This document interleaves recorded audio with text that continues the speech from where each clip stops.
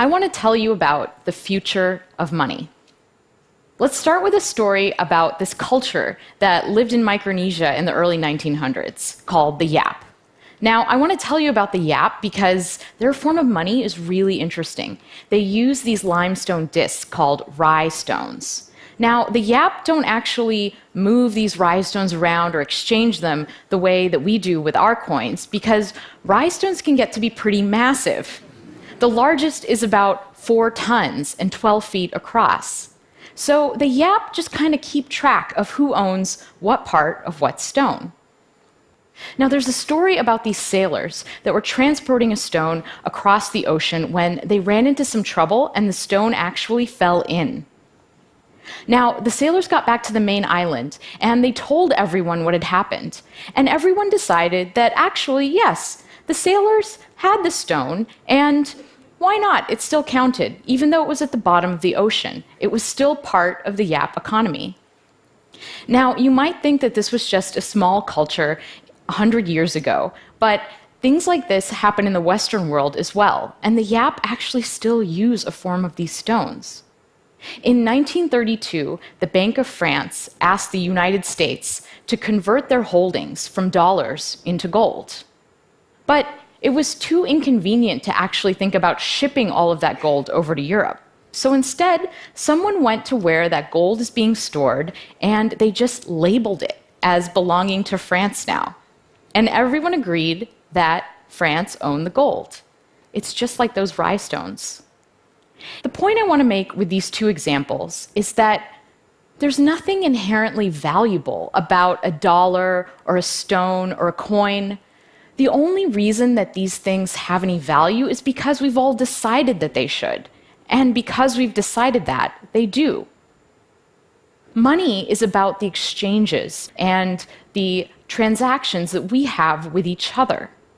Money isn't anything objective. It's about a collective story that we tell each other about value, a collective fiction. And that's a really powerful concept. In the past 2 decades, we've begun to use digital money. So I get paid via direct deposit, I pay my rent via bank transfer, I pay my taxes online, and every month a small amount of money is deducted from my paycheck and invested in mutual funds in my retirement account. All of these interactions are literally just changing ones and zeros on computers. There's not even anything physical like a stone or a coin. Digital money makes it so that I can pay someone around the world in seconds. Now, when this works, it's because there are large institutions underwriting every 1 or 0 that changes on a computer. And when it doesn't, it's often the fault of those large institutions, or at least it's up to them to fix the problem. And a lot of times they don't. There's a lot of friction in the system. How long did it take the US credit card companies to implement chip and PIN? Half my credit cards still don't work in Europe. That's friction. Transferring money across borders and across currencies is really expensive. Friction. An entrepreneur in India can set up an online business in minutes, but it's hard for her to get loans and to get paid. Friction. Our access to digital money and our ability to freely transact is being held captive by these gatekeepers. And there's a lot of impediments in the system slowing things down. That's because digital money isn't really mine, it's entries in databases that belong to my bank, my credit card company, or my investment firm. And these companies have the right to say no. If I'm a PayPal merchant and PayPal wrongly flags me for fraud, that's it. My account gets frozen and I can't get paid. These institutions are standing in the way of innovation. How many of you use Facebook Photos, Google Photos, Instagram? My photos are everywhere. They are on my phone, they're on my laptop, they're on my old phone, they're in Dropbox, they're on all these different websites and services. And most of these services don't work together. They don't interoperate. And as a result, my photo library is a mess. Now, the same thing happens when institutions control the money supply. A lot of these services don't interoperate, and as a result, this blocks what we can do with payment, and it makes transaction costs go up. So far, we've been through two phases of money. In an analog world, we had to deal with these physical objects, and money moved at a certain speed, the speed of humans. In a digital world, money can reach much farther and is much faster, but we're at the mercy of these gatekeeper institutions. Money only moves at the speed of banks. We're about to enter a new phase of money. The future of money is programmable. When we combine software and currency, money becomes more than just a static unit of value, and we don't have to rely on institutions for security. In a programmable world, we remove humans and institutions from the loop. And when this happens, we won't even feel like we're transacting anymore.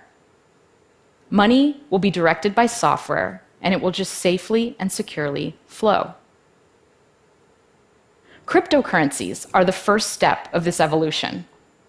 Cryptocurrencies are digital money that isn't run by any government or any bank. It's money designed to work in a world without intermediaries. Bitcoin is the most ubiquitous cryptocurrency, but there are hundreds of them. There's Ethereum, Litecoin, Stellar, Dogecoin, and those are just a few of the more popular ones. And these things are real money. The sushi restaurant down my street takes Bitcoin. I have an app on my phone that I can use to buy sashimi. But it's not just for small transactions. In March, there was a transaction that moved around 100,000 Bitcoins. That's the equivalent of 40 million US dollars. Cryptocurrencies are based on a special field of mathematics called cryptography. Cryptography is the study of how to secure communication, and it's about two really important things: masking information so it can be hidden in plain sight, and verifying a piece of information's source. Cryptography underpins so many of the systems around us, and it's so powerful that at times the US government has actually classified it as a weapon. During World War II, breaking crypto systems like Enigma was critical to decoding enemy transmissions and turning the tide of the war. Today, anyone with a modern web browser is running a pretty sophisticated crypto system. It's what we use to secure our interactions on the internet. It's what makes it safe for us to type our passwords in and to send financial information to websites. So what the banks used to give us, trustworthy digital money transfer, we can now get with a clever application of cryptography. And this means that we don't have to rely on the banks anymore to secure our transactions. We can do it ourselves. Bitcoin is based on the very same idea that the YAP used, this collective global knowledge of transfers.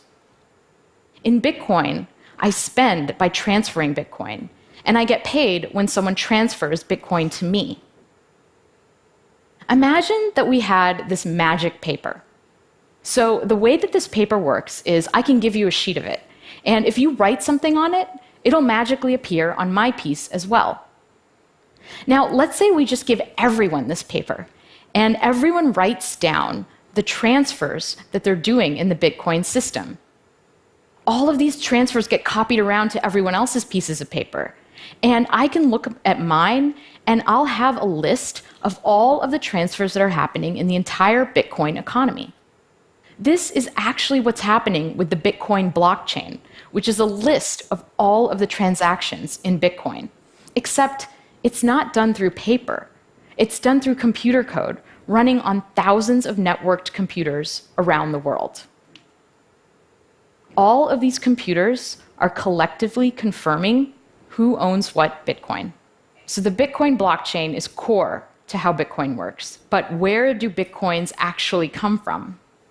Well, the code is designed to create new Bitcoin according to a schedule. And the way that it works is that to get those Bitcoin, I have to solve a puzzle. a random cryptographic puzzle. Imagine that we had 15 dice, and we were throwing these dice over and over again. Whenever the dice come up all sixes, we say that we win. This is very close to what these computers are all actually doing. They're trying over and over again to land on the right number. And when they do, we say that they've solved the puzzle. The computer that solves the puzzle publishes its solution to the rest of the network and collects its reward, new bitcoins.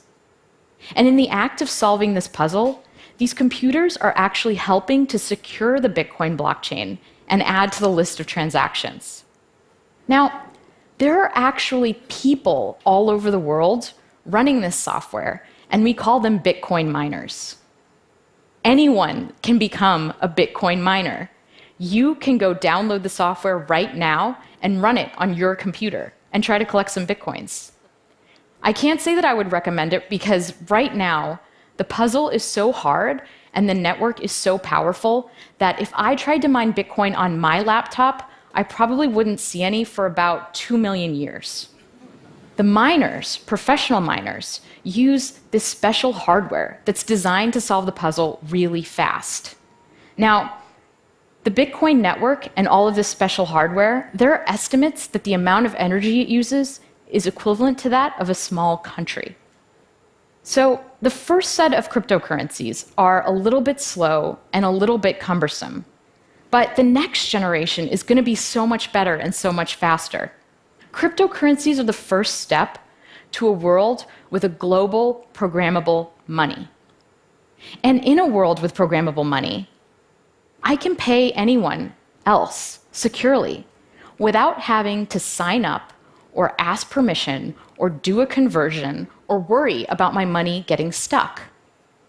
And I can send money around the world. This is a really amazing thing. It's this idea of permissionless innovation. The internet caused an explosion of innovation because it was built upon an open architecture. And just like the internet changed the way we communicate, programmable money is going to change the way we pay, allocate, and decide on value. So what kind of world does programmable money create? Well, imagine a world where I can rent out my healthcare data to a pharmaceutical company. They can run large-scale data analysis and provide me with a cryptographic proof that shows that they're only using my data in a way that we agreed, and they can pay me for what they find out. Instead of signing up for streaming services and getting a cable bill, what if my television analyzed my watching habits and recommended well-priced content that fit within my budget that I would enjoy? Imagine an internet without ads, because instead of paying with our attention when we view content, we just pay. Interestingly, things like micropayments are actually going to change the way security works in our world. Because once we're better able to allocate value, people will use their money and their energies for more constructive things. If it cost a fraction of a cent to send an email, would we still have spam? We're not at this world yet, but it's coming. Right now, it's like we're in a world that is seeing the first automobile. The first cryptocurrency, like the first car, is slow and hard to understand and hard to use. Digital money, like the horse and carriage, works pretty well, and the whole world economy is built on it. If you were the first person on your block to get a car with an internal combustion engine, your neighbors would probably think you were crazy. Why would you want this large, clunky machine that breaks down all the time, that lights on fire, and is still slower than a horse? But we all know how that story turns out. We're entering a new era of programmable money, and it's very exciting, but it's also a little bit scary. Cryptocurrencies can be used for legal transactions, just like cash is used for crime in the world today. When all of our transactions are online, what does that mean for surveillance? Who can see what we do? Who's advantaged in this new world and who isn't? Will I have to start to pay for things that I didn't have to pay for before? Will we all become slaves to algorithms and utility functions? all new technology comes with trade-offs. The internet brought us a lot of ways to waste time, but it also greatly increased productivity. Mobile phones are annoying because they make me feel like I have to stay connected to work all the time, but they also help me stay connected to friends and family. The new sharing economy is going to eliminate some jobs, but it's also going to create new flexible forms of employment. With programmable money, we decouple the need for large, trusted institutions from the architecture of the network. And this pushes innovation in money out to the edges where it belongs. Programmable money democratizes money. And because of this, things are going to change and unfold in ways that we can't even predict. Thank you.